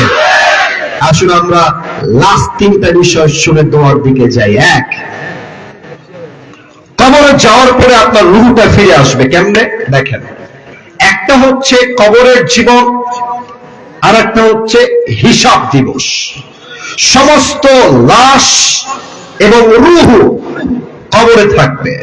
দেখেন একটু খেয়াল করা যায়, বলেন তো যে ফেরেশতার ফুলের মাধ্যমে কিয়ামত কায়েম হবে সেই ফেরেশতার নাম কি? মাশাআল্লাহ, বলো সবাই নাম কি? আমার মুখের দিকে তাকাবেন, ঠোঁটের দিকে। এখন রাত বাজে 12টা, কথার কথা এই মুহূর্তে যতটুকু দেখা যায় এই মুহূর্তে ইসরাফিল আলাইহিস সালাতু ওয়াস সালাম সিংহাটা ঠিক ঠোঁট বরাবর নিয়ে এমনে দাঁড়িয়ে আছে, and he is waiting for the green signal. আল্লাহ কখন বলবে ইসরাফিল ফু দাও, ফু দিবে, পুরো পৃথিবী একটা ফু দিয়ে ধ্বংস হয়ে ধূলিসাৎ হয়ে যাবে, একটা ফু দিয়ে। আল্লাহ বলবে ইসরাফিল আবার ফু দাও, সেকেন্ড ফু। যখন 2 নম্বর ফু দেওয়া হবে, মানুষ, জিন, ফেরেশতা, জানোয়ার, প্রাণী সব মরে শেষ হয়ে যাবে। এবার আল্লাহ বলবে মালাকুল মউত, কে বাকি আছে আর বলো। বলবে আল্লাহ কেউ বাকি নাই, একমাত্র আমি আছি আর আমার 3 জন কলিগ ইসরাফিল, মিকাইল, জিবরাইল, আর কেউ নয়, আমি 4 জন ছাড়া। আল্লাহ বলবে যাও জিবরাইলের রূহ কবজ করো, যাও ইসরাফিলের রূহ কবজ করো, যাও মিকাইলের রূহ কবজ করো। মালাকুল মউত যাবে, ইসরাফিল, জিবরাইল, মিকাইল সবার রূহ কবজ হয়ে যাবে। আল্লাহ বলবে মালাকুল মউত আখবিরনি মান ইয়াবকা, মালাকুল মউত বলো আমাকে আর কে বাকি আছে।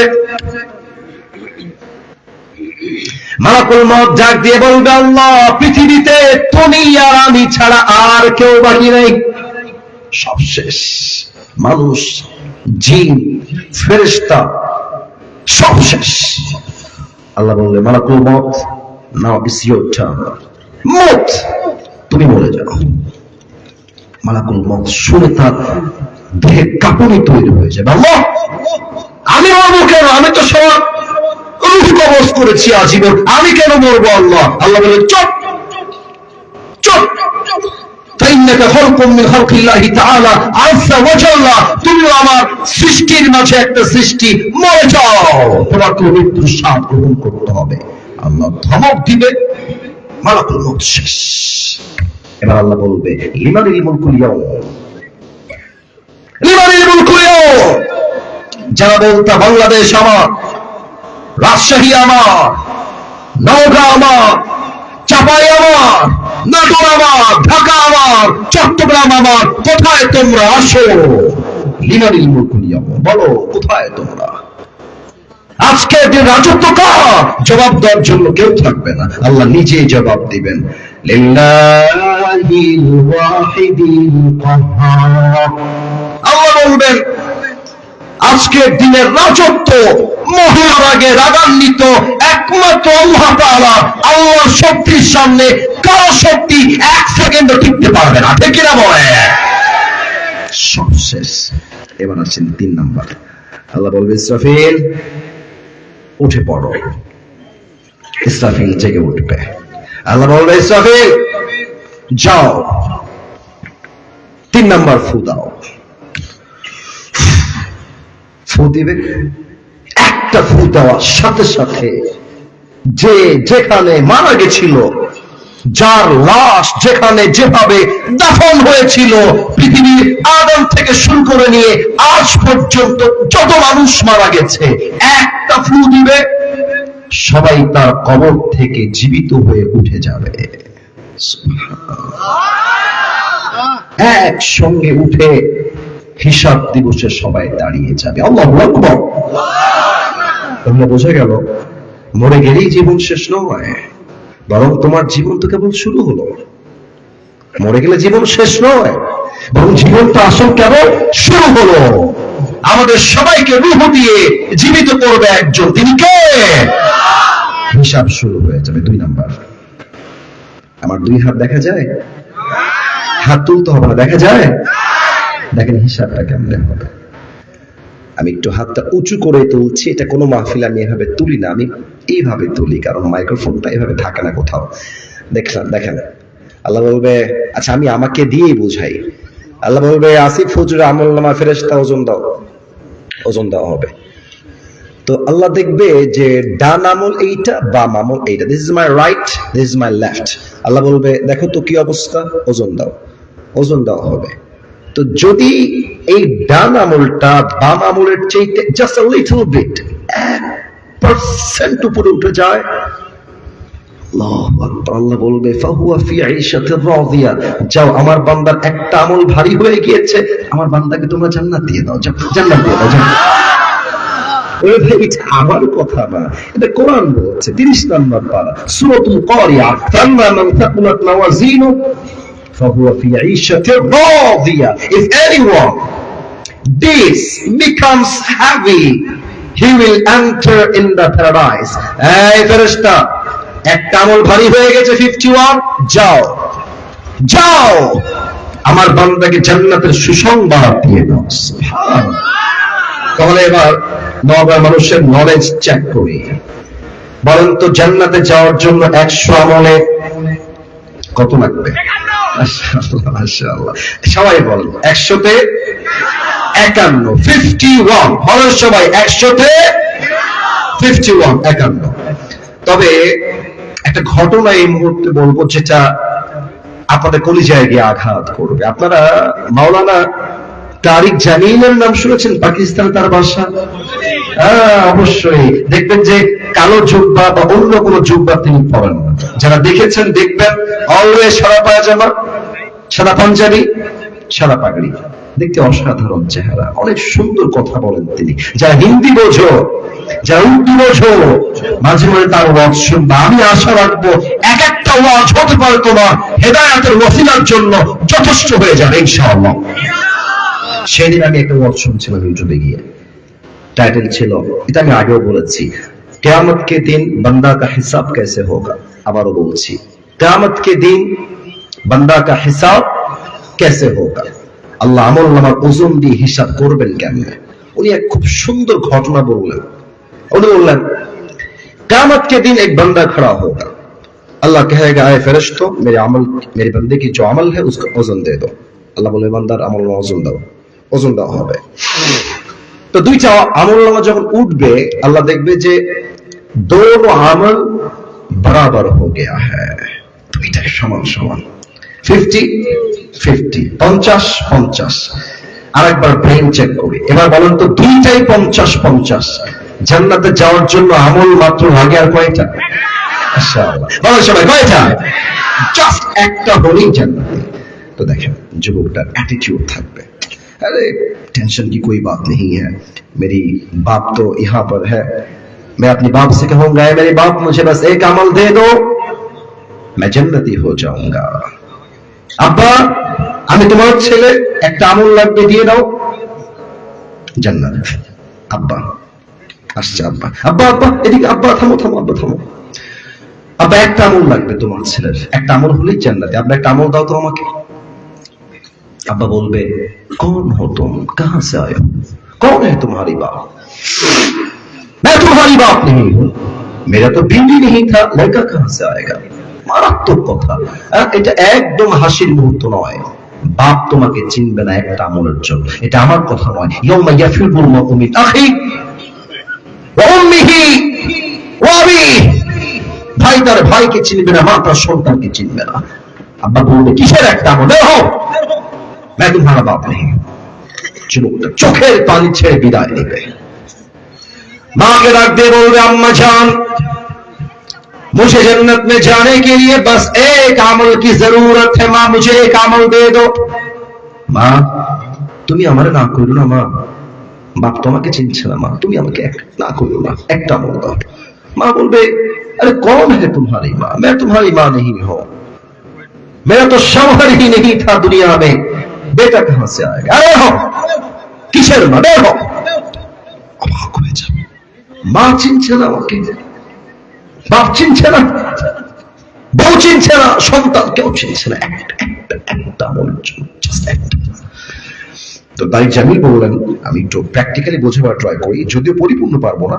উনি বললেন যে যুবকটা হতাশ হয়ে ডান হাঁটু আর বাম হাঁটু এই পর্যন্ত উঠায় নিয়ে আসবে, এই বুক বরাবর, আর এই দুইটা হাত এমনি দিয়ে এইভাবে চোখে পানি ছেড়ে কান্না করবে। একটা যুবক আসবে ওর কাছে, এসে বলে, ভাই तुम इतनी परेशान क्यों हो, तुम्हें क्या चाहिए मुझे बताओ, मैं तुम्हारी शायद मदद कर भी सकता हूं, ভাই তোমার কি লাগবে আমাকে বলো, আমি তোমার সাহায্য হয়তো করতে পারি। আরে ভাই জানতো কিসের সাহায্য, বাপ চিনছে না, মা চিনছে না, आप कौन होते हैं मेरे मददगार, यहां से निकल जाइए, বের হন তো ভাই, আপনি, আপনার সাহায্য আমার কাজে আসবে না। আরে ভাই বলেন না কি লাগবে। মাথা তুলবে, বলবে, ভাই मेरे दोनों अमल बराबर हो गया है, मुझे जन्नत में जाने के लिए बस एक अमल की जरूरत है, भाई একটা আমল হলেই আমি জান্নাতি। আর ইউ শিওর, আপনি কি শিওর যে আপনি একটা আমল হলেই জান্নাতি? বলবে ইয়েস, একটা আমল। যুবকটা বলবে, ঠিক আছে ভাই, একটা আমল তো, ওই একটা আমল আপনার ভাই আজকে আপনাকে দান করবে। সুবহানাল্লাহ, এত আস্তে সুবহানাল্লাহ হবে না, জোরে বলেন, আরেকবার বলুন সুবহানাল্লাহ। क्या आप मजाक कर रहे हैं? আপনি কি বলছেন এটা? আমার বাপ চিনছে না, মা চিনছে না, কোন হ্যাঁ? আপনি সত্যি একটা আমল দিবেন না মজা করছেন ভাই? আরে ভাই আপনি নিবেন কিনা তাই কম, নিবেন কি আপনি? আরে দেন ভাই, একটা আমল নিয়ে, আল্লাহ ये देखो मुझे एक अमल मिल गया है, আল্লাহ একটা আমল পেয়ে গেছি, আমাকে জান্নাত দাও। আল্লাহ বলবে, আচ্ছা আল্লাহ কি দেখে না সবকিছু? কথা বলা সব জানে না, জানে না। আল্লাহ বলবে, বান্দা কিরে, এই আমল তুঝে কিসনে দিয়া है, কে আমল কে দিল তোকে? बाप देनी, भाई देनी, माँ देनी, बहन देनी, क्यों देनी, किसने तुझे एक अमल दिया है, मुझे उसका नाम बता। के बोल अल्लाह, हादा अखी, ये जो मेरी भाई है इसने मुझे एक अमल दिया है। अल्लाह बोल डजंट मेक एनी सेंस, तेरा दिमाग तो ठीक है, बाप देनी, माँ देनी, भाई देनी, बहू देनी, बच्चा देनी, तू कौन होता है एक अमल देने वाला? अरे बंदा তুই দিলি কেন একটা আমল, কেউ তো দেয় না। যুবক এক অবাক করা উত্তর দিবে। যুবক ডাক দিয়ে বলবে, अल्लाह मेरे पास सिर्फ एक ही अमल है, अगर ये अमल है तो भी मैं जहन्नमी हूं, और अगर नहीं है तो भी मैं जहन्नमी हूं। अल्लाह আমার কাছে আমল আছে এই মাত্র একটা, থাকলেও জাহান্নামী, ও না থাকলেও আমি জাহান্নামী। तो मैंने सोचा कि अगर मैं एक अमल अपने भाई को दे दूं तो उसका 51 हो जाएगा और वो जन्नती बन जाएगा, तो मैंने मेहरबानी करके मेरी एक अमल अपने भाई को दे दिया। আল্লাহ একটা আমল দিয়ে আমি আর কি করব, আল্লাহ আমি দিয়ে দিলাম আমার ভাইকে, দয়া করে মায়া করে। আল্লাহ বলবে, ও अच्छा अच्छा, इसका मतलब ये है कि तुम अपनी रब से भी बड़ा मेहरबान बनना चाहते हो। किरे बंदा এত দয়া তোর, তুই কি তো রবের চাইতে বেশি দয়াময় হতে চাস? No, never. আল্লাহ রহমান, আল্লাহ রহিম, I am the most merciful, I am the most gracious, I am the most kindful Lord, मुझसे बड़ा मेहरबान और कोई भी नहीं हो सकता। ऐ मेरे बंदे, तुझे एक अमल मिल गया है, 51 हो गया है, जा तू जन्नत में चले जा, लेकिन तू अकेले जन्नत में मत जाना। जिस भाई ने तुझे एक अमल दिया है, तू भी जन्नत में जा, अपनी भाई को साथ लेकर दोनों जन्नत में चले जा। তুই যদি আমার বান্দাকে একটা আমল দিয়ে সাহায্য করতে পারিস, তো আমি আল্লাহ তোরে একটা আমলের বিনিময়ে জান্নাত দিতে পারবো না কেন? যা তুইও যা, তোর ভাইকে দুইজন জান্নাতে চলে যা।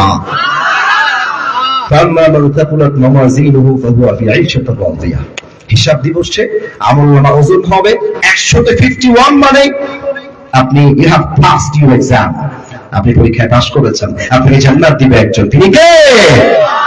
আচ্ছা আমি রাত 12টা পার করে ফেললাম, অলরেডি 12:15 বাজতে গেলাম, সো সরি ফর দ্যাট। আমার টাইম ছিল 12টা পর্যন্ত।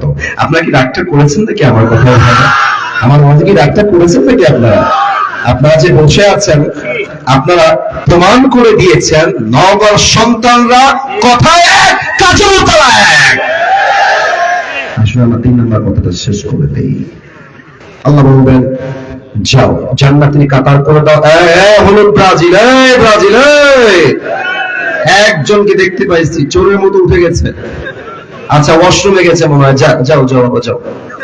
আব্বাজান না বসেন, একজন আব্বাজান দাঁড়িয়ে আছেন, সবাই চুপচাপ থাকবেন। কেউ উঠে গেলে আমার দায়িত্ব যেহেতু শেষ, আমি ভালোবাসায় বসে আছি, অতএব আপনারা উঠে গেলে একজন, আমি আমার দায়িত্ব আর সামলাবো না। ভালোবাসা নিয়ে এসেছি, ভালোবাসা নিয়ে ফেরত যেতে চাই, ঠিক কিনা বলেন?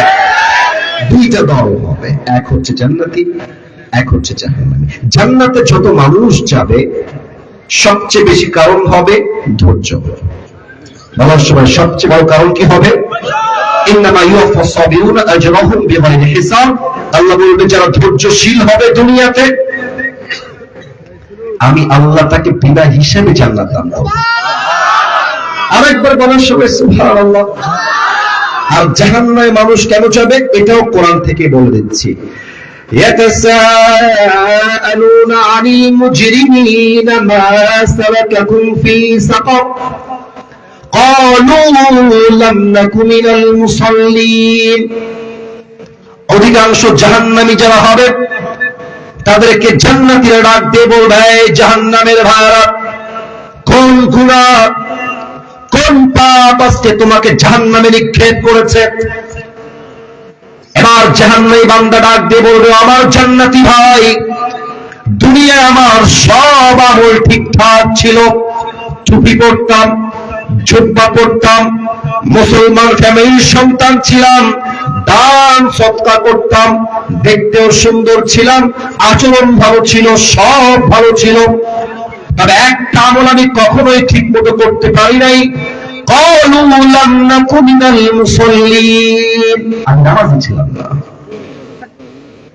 আমি নামাজি ছিলাম না, আমার সব ঠিকঠাক ছিল, আমি নামাজি ছিলাম না। এই বেনামাজি হওয়াই আজকে আমাকে জাহান্নামে নিক্ষেপ করে দিয়েছে, ঠিক কি বলে? বেনামাজি হয়ে বলা যাবে না। সবাই দুই হাত তোলেন, সবাই দুই হাত তোলেন। এই ওয়াদা আমার সাথে না, আল্লাহর সাথে ওয়াদা। বলেন সবাই জবান খুলে আল্লাহ। আরো আস্তে না, আরো জোরে বলেন সবাই আল্লাহ। আমি তোমার কাছে ওয়াদা দিলাম, আজ থেকে এক ওয়াক্ত। মাঝখানের ভাইরা বুঝে গেছে যে আসিফ হুজুর কি ওয়াদা করবে। মাশাআল্লাহ, খুব ভালো লাগলো। বলেন সবাই আজ থেকে এক ওয়াক্ত। এই মোড়ের মধ্যে নেফাকি রাখেন না, ফাঁকি দিয়েন না, নিয়ত করেন। আমি আসিফ হুজুর আমি পছন্দ হোক বা না হোক, that's a different matter, but আপনি নিয়ত তো করতে পারেন। আরে ভাই, নিয়ত করলে কবুল করতেও তো বড় একজন, তিনি কে? বলেন আজ থেকে এক ওয়াক্ত নামাজ আর কখনো ছাড়বো না। আর জোরে বলেন ছাড়বো না। আর জোরে সরে বলেন সবাই ইনশাআল্লাহ। আল্লাহ যেন কবুল করে, পরের সবাই আমিন। আচ্ছা, একটা বিষয় সবার থেকে অনুমতি চাই। আপনাদের অনুমতি ছাড়া এখন আমি একটা ধাপ সামনে আগাবো না। আপনাদের কাছে আমি এখন জিম্মায় আছি, আপনারা যা বলবেন আমি তাই করব। এখানে প্রশ্ন আসছে, হয়তো ভাইকে দিয়েছে, ভাই আমাকে দিলেন। আপনারা কি চান প্রশ্ন উত্তর দিব না দোয়া করব? খেলা ভাই, সময় নেই তো, দোয়া করে দে। আরে দোয়া হয়ে যাক, সবাই একমত না দ্বিমত? তাহলে আমি প্রশ্ন করে চেষ্টা করছি উত্তর দেওয়ার, if it is in my capacity, যদি আমার সাথে থাকে। আর যদি না হয় নো বলে দেব। মিডিয়া আছে, উল্টা পাল্টা বলে দিই, পরে ঝামেলা শুরু হয়ে যাবে। তা আমার সাথে থাকলে উত্তর দিব, না থাকলে নাই। সবাই তাকবীর দেন, নারায়ে তাকবীর। আমার বউ আমাকে তালাক দিয়েছে, এরপর সে বিয়ে করেছে অন্য একজনকে। এখন সে তার ভুল বুঝতে পেরে সে আমার কাছে আসতে চাচ্ছে। আমি কি সেই মেয়েকে বউ হিসেবে গ্রহণ করতে পারবো? আশা করা যায় আপনার কাছ থেকে ইসলামিক দৃষ্টিকোণ থেকে উত্তর পাবো। First of all, the matter is তালাকের মাসালা is very sensitive. It's very sensitive. এটা নিয়ম হচ্ছে লিখিত আকারে মুফতির কাছে জমা দেওয়া, ফার্স্ট অফ অল। সেকেন্ডলি, তালাক কে কাকে দিয়েছে, কখন দিয়েছে, কোন অবস্থায় দিয়েছে, জবানে দিয়েছে না লিখিত আকারে দিয়েছে না মনে মনে দিয়েছে, that's a matter of situation. Situation change হলে মাসআলার হুকুম চেঞ্জ হয়ে যায়, মাসআলার উত্তর চেঞ্জ হয়ে যায়। সো এখানে যে বিষয়টা আপনাকে মাথায় রাখতে হবে, তালাকের মাসআলা মাহফিলে নয়, মুফতির কাছে যাবেন, জমা দিবেন, মুফতিরা সবাই একসাথে বসবে, রিসার্চ করবে, যে উত্তর তারা পাবে তারা আপনাকে এটা লিখে দিবে। তবে এখানে যেটা সেটা প্রশ্ন করেছে, নারীকে আল্লাহ তাআলা তালাক দেওয়ার কোন বিধান দেন নাই ইসলামে, বুঝতে পেরেছেন? আচ্ছা, এটার একটা বিশেষ কারণ আছে, নারীদের মধ্যে বিবেক কাজ করে কম, আবেগ কাজ করে বেশি। প্রিয় ভাইরা, একজন বড় আলেম, তার নাম হচ্ছে মুফতি তারিক মাসউদ, অনেক বড় একজন মুফতি এবং আলেম। উনি বললেন, पाकिस्तान তার বাদশাহ, अगर बीवी को अल्लाह ने तलाक का हुक्म दिया होता तो हमें हमेशा सिंगल ही जीना पड़ता। এর উত্তর উনি বলেছেন যে আল্লাহ যদি নারীদেরকে তালাক দেওয়ার অধিকার দিয়ে দিতেন, কোন যুবক বিবাহিত থাকতে পারত না, আজীবন সিঙ্গেল হয়ে মারা লাগত। কারণ মেয়েরা একটু কথা কাটাকাটি, আমি থাকবো না, আমাকে আমার বাপের বাসায়। আরে বোন, আপনি বোঝেন না কেন? আপনার স্বামীর মতো আপন পৃথিবীতে সেকেন্ড কেউ আর নাই তো। আপনি স্বামীর বাড়ি ছেড়ে কোথায় যাবেন? মায়ের বাড়ি, বাপের বাড়ি। আরে তালাক হওয়ার পরে মেয়ের আপন আর কেউ থাকে না বাবার ভাড়া। আপনি কই যাবেন স্বামীর বাড়ি ছেড়ে? কি বলেন আপনারা, কেমনে বলেন? মেয়েদের তালাক দেওয়ার কোনো অধিকার নেই। তবে এখানে যা বুঝতে পারছি, the message I got from this question is, যে মেয়েটা ওকে তালাক দিয়ে আরেক জায়গায় বিয়ে করেছে, আমি তোমাকে ভাই হিসেবে বলবো, এই বেডিকে ঘরে আবার একবার পুরো ঘরটা জাহান্নাম হয়ে যাবে। প্রয়োজন নাই। যেই বেডি আজকে গাদ্দারি করছে, নেক্সটেও গাদ্দারি করবে, নেক্সটেও গাদ্দারি করবে। মনে রাখবেন, যে গাদ্দারি করে সে একবার নয়, সে বারবার গাদ্দারি করে। আর যে মিথ্যা বলে ধরা খায়, মাথায় রাখবা, সে তোমাকে একটা মিথ্যা বলে নয়, কয়েক হাজার মিথ্যা সে তোমাকে বলেছে। আমার যেটা পুরুষ হিসেবে মনে হয়, আমার কথায় আবার রাগ করবে না, এটা আমি নিজেও তো একজন পুরুষ, আমি বলতে চাই এই কথা, যেই মেয়ে আমার সঙ্গে থাকতে চায়, welcome, welcome in my house for ever, जब तक जिंदा हो तुम्हारे साथ ही रहूंगा। लेकिन जो मेरे साथ रहना नहीं चाहती, मैं भी उसके साथ रहना नहीं चाहता। সোজা কথা, তুমি আমার সঙ্গে থাকবা, ওয়েলকাম, আসো, আজীবন থাকবো। ওয়াফাদার হবা, অনেস্ট হবা, তোমার সঙ্গে আজীবন থাকবো। বেঈমানি করবা, আমাকে বাদ দিয়ে আরেক বেলায় কথা বলবো, তোমাকে এক ছেড়ে তাক দেওয়ার দিকে একেবারে, ঠিক কিনা বলে? যেই বেরি তোমার এই বাদ দিয়ে আর এক জায়গায় বিয়ে করে ফেলছে, she is very dangerous, very dangerous, very dangerous. এইরকম মেয়েকে ঘরে আবার কোনো প্রশ্ন হয় না। ও গেছে, তুমি এখন অফিসিয়ালি নিজে তালাক দিয়ে দাও। কারণ যে মেয়ে তোমাকে বাদ দিয়ে আর এক জায়গায় ইউজড করেছে নিজেকে, কথা মাইন্ড নেবেন না, কথা মাইন্ডে নেবেন না। যেই মেয়ে তার সতীত্ব তোমাকে বাদ দিয়ে আরেক জায়গায় বিয়ে করেছে, সেই মেয়ে তোমার নেক্সট টাইম বউ হওয়ার কোনো যোগ্যতাই রাখে না। আমার যুবককে শক্তি দান করো, আমার যুবককে তৌফিক দান করো, কোন সময় আনেন। তবে এটার উত্তর আমার জানা আছে, যদিও আমি জানি, আমার জায়গা থেকে বলছি, নারীকে আল্লাহ তাআলা তালাক দেওয়ার কোন অধিকার দেন নাই। একটা সিস্টেম আছে খোলা তালাক, ওটার সিস্টেম আছে, প্রসেস আছে, ওখানে স্বামীকেও বলতে হবে, স্ত্রীকে টাকা পয়সা দিবে, একটা নিয়ম আছে, সেই হিসেবে আগাতে হবে। বেরি মানুষ কইল তালাক দিলাম, থাকো তোমার সংসারে, আমি গেলাম, ওই 100 বার তালাক বললো, একটা তালাক হবে না। স্বামীকে অফিসিয়ালি অ্যানাউন্সমেন্ট দিতে হবে, লিখিত আকারে স্টেটমেন্ট দিতে হবে, ইসলামের শরীয়ত যে নিয়ম আছে মানতে হবে, তারপরে ইদ্দত পালন করতে হবে 3 মাস, তারপর তালাক হবে। হুদায়ে তালাক দিলেই তালাক হয়ে যায় না, ঠিক কিনা বলেন? আল্লাহ আমার বোনদেরকে বুঝার তৌফিক দান করুন, বলেন সবাই আমিন। এখানে আরেকটি গুরুত্বপূর্ণ বিষয় এসেছে, সুলতানপুর বেসরকারি শিশু সদন। এটা কিসের? এটা এই মাদ্রাসা, তাই না? আচ্ছা, প্রতিবার মাহফিল থেকে পরবর্তী মাহফিল পর্যন্ত অত্র মাদ্রাসার লিল্লা বোর্ডিং এর যাবতীয় খাদ্য সামগ্রীর মালামাল বাকি দিয়ে সহযোগিতা করেন একজন হিন্দু ব্যবসায়ী, তার জন্য দোয়ার আবেদন। আমি এতটুকুই দোয়া করবো, আল্লাহ আমার ভাইকে মুসলিম হিসেবে কবুল করবে, আল্লাহ আমার ভাইয়ের দানকে কবুল করে। আমি সারা বছর ধরে একজন পেঁয়াজ ব্যবসায়ী মাদ্রাসায় পেঁয়াজ এবং রসুন বিনামূল্যে দান করেন, তার জন্য দোয়ার আবেদন। মাশাআল্লাহ মাশাআল্লাহ, আল্লাহ আমার কলিজার টুকরা ভাইয়ের দানকে কবুল করুন, পড়াশোনা আমি। মাদ্রাসার আজীবন সদস্যের জন্য দোয়ার আবেদন। মাশাআল্লাহ, আল্লাহ নেখা দান করুন, পড়াশোনা আমি।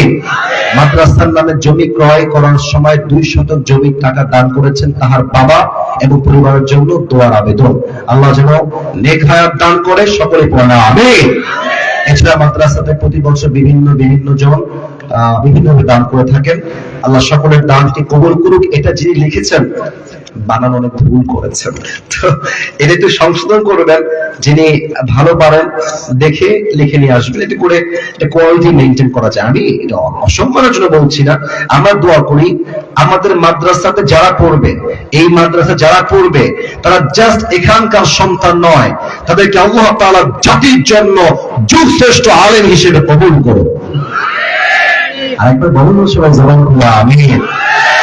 একটা তাফসীর মাহফিল করা এতটা সহজ না, অনেক খাটনি খাটতে হয়, মাথার ঘাম পায়ে ফেলতে হয়, তাজা রক্ত পানি করে তাফসীর মাহফিল আয়োজন করতে হয়। এত ওয়াজ করলাম, দেখলেন তো, একজন লোক যাবে বিড়ি টানবে, এটা কোন ওয়াজ হলো? যেই বেটা বিড়ি টানে, এক ওয়াক্ত নামাজ পড়ে না, পেশাব করে পানিও নেয় না, সে যদি আলেমের ভুল ধরে তাফসীর মাহফিল করার পরে এটা জুতার বাড়ি খাওয়ার জন্য আর কিছুই না। আমি অথবা ভুল হয়েছে এটা আমি মানছি, তবে আমি দোয়া করে দেই, আমি যা যা বলেছি, ছোট কথা বড় কথা ভুল কথা সঠিক কথা, আল্লাহ ভুলগুলোকে জেহেন থেকে দূর করে দিয়ে সঠিক কথা অনুযায়ী আমাদের সবাইকে আমল করার তৌফিক দান করুন, ফলের সময় আমিন। দোয়া করবো, কেউ সেলফি তুলতে আসবেন না, দোয়া করে যখন নেমে যাব হাত মিলান, সেলফি তুলতে পারলে তুলেন, not a big deal, but দোয়ার সময় একদম নড়াচড়া করবেন না। মুরব্বীরা এখানে আছে তো, আমাদের বদনাম হবে। আমার যুবক, আমরা অভদ্র ঘরের সন্তান নয়, আমরা ভদ্র ঘরের সন্তান, ঠিক কিনা বলে? আমরা দোয়ার দিকে যাচ্ছি, কেন ভাইরা? আপনারা একটু পরে ক্লোজ করবেন, একটু সময় দেন, বিক্ষিপ্ত হবেন না। আপনারা দোয়ার জন্য, আমার 2-1 জন ছাড়া কেউ বিক্ষিপ্ত হবেন না, দোয়ার জন্য একটু স্থির থাকবেন। আমি যদি বলেন রুমাল দিলে এতটুকু, ঠিক আছে? আলহামদুলিল্লাহি রাব্বিল আলামিন।